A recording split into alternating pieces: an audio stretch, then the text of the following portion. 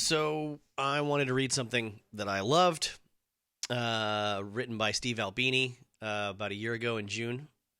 I loved it so much I screen captured it and kept it on the hard drive, just because I don't know, it's one of those intellectually moving things that you don't see very often on the social media.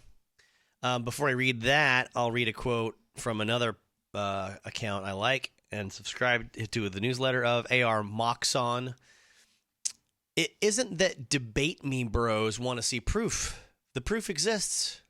If they wanted to see proof, they would look at the proof.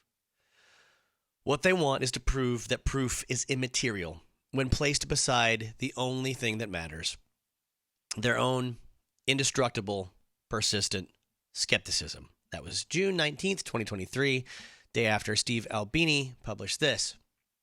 I work in an arcane field where the job requires specific technical knowledge, but built on a ladder of understanding and breakthroughs going back over 100 years. It's not immunology, but it's not nothing. A couple of decades ago, there was a Christian panic about something the press started calling backmasking, an outgrowth of the similarly absurd panic about subliminal messaging and advertising, about which I could also talk about for too long, but will not now. According to the panic, Satanists were hiding messages in music by recording secret messages, only audible if the music were played backwards. But somehow, still perceivable and persuasive on listeners, such messages were blamed for drug abuse, teen suicides, and cult behavior. This became a big deal. There were articles and TV shows about it. Proponents mounted conferences, did public demonstrations and lectures, and eventually there were a core of believers who were convinced of the problem and adamant in outrage. If you lived through the 80s, this is your narrator talking, not Steve Albini, you remember all of this.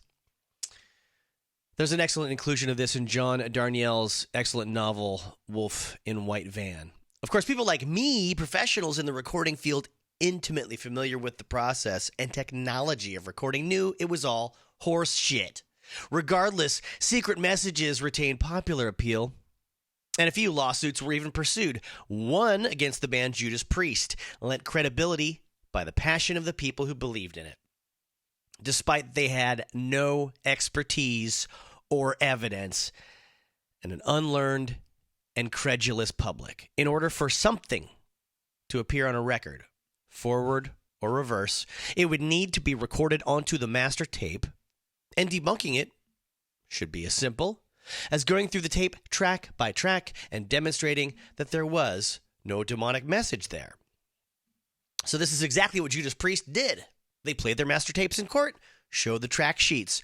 Other documentation had their engineer testify that he was never asked to record any satanic messages. All that. And by the way, this is in the United States of America in the late 20th century, where freedom of speech is supposed to be a given, right? This is exactly what Judas Priest did. Oh, sorry. I stopped to interject, and then I lost my place. You would think that would put an end to it, but no. It was actually kind of close.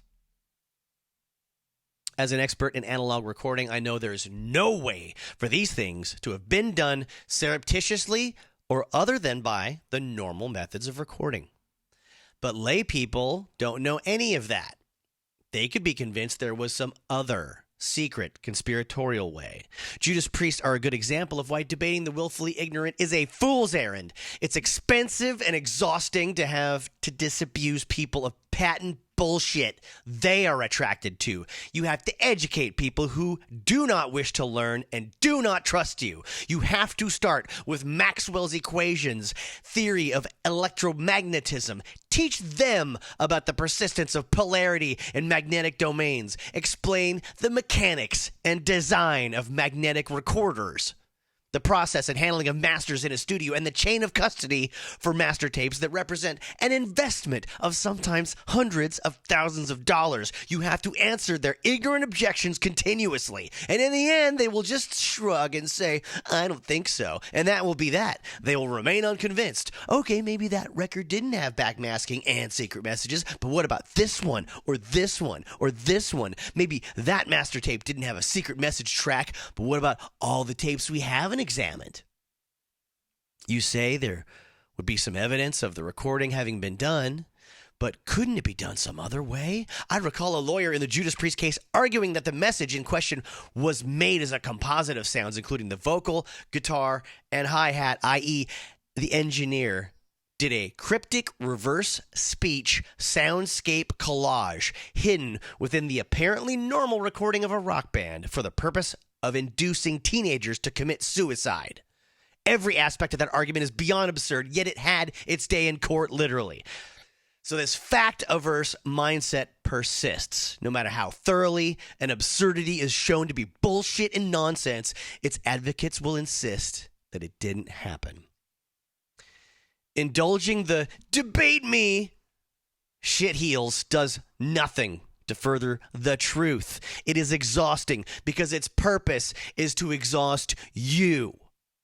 And no credible person should do it.